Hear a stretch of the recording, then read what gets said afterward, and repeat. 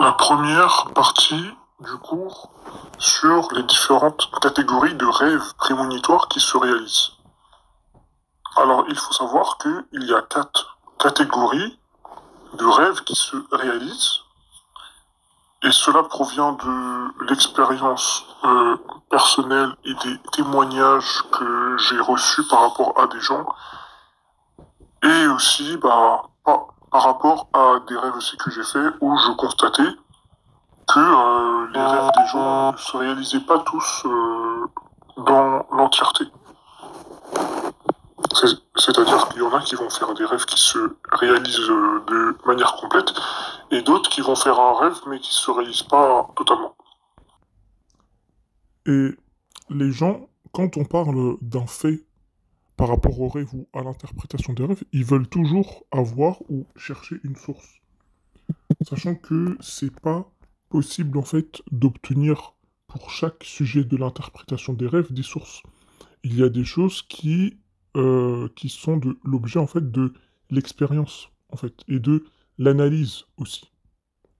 Mais par contre moi j'ai trouvé justement des sources du Coran et de la Sunna qui parlent justement euh, du fait que un rêve ne se réalise pas toujours entièrement, que ce n'est pas tout le contenu du rêve qui va toujours se réaliser, qu'il se peut que il y a une partie du rêve qui va se réaliser ou la moitié du rêve qui va se réaliser.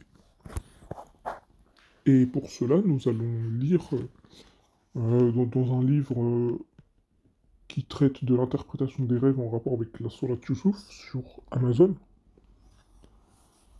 Alors, on lit. Alors, le tafsir, ça provient de le grand savant Ar-Razi a dit: seuls les frères du prophète Youssouf, alayhi salam, se sont prosternés devant Youssouf. Si on nous répond que cette interprétation ne correspond pas au rêve décrit dans le verset, nous répondrons que la réalisation d'un rêve n'implique pas nécessairement qu'il se déroule exactement comme on l'a rêvé. Et en fait, ce tafsir, ça provient du verset 100 de la sourate Youssouf, où il dit: et il éleva ses parents sur le trône, et tous tombèrent devant lui prosternés.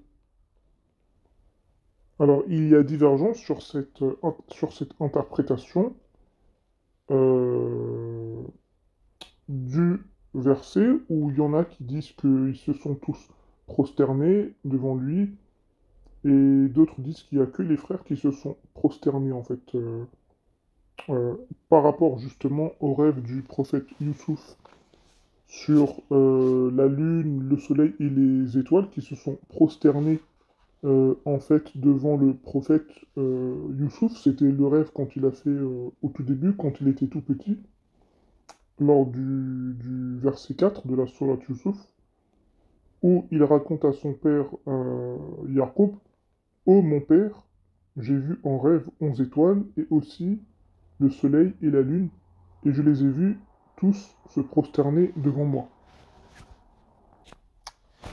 Et par rapport à l'explication, on va voir ce que l'auteur du livre, Mouawas al-Yarqiz, il a dit. Il dit: si une partie de l'interprétation ou un élément du rêve ne correspond pas totalement à ce qu'on a vu en rêve, cela veut dire qu'un rêve ne se réalise pas toujours dans l'entièreté, mais que l'ensemble du rêve se réalise. C'est-à-dire que ce n'est pas tout ce qu'on a vu dans le rêve qui va forcément se réaliser. Mais par exemple, une partie du rêve ou quelques parties du rêve va se réaliser. Et après, dans les explications aussi, il explique que c'est la même chose pour l'interprétation d'un rêve, qu'il se peut que, par exemple, voilà, que ce n'est pas l'interprétation de tous les rêves qui va se réaliser, mais qu'il y aura une partie de l'interprétation qui peut aussi se réaliser. Et ça, on verra ça plutôt dans la formation numéro 5 sur l'interprétation des rêves en rapport avec les signes de la fin du monde et les grands événements euh, dans le monde.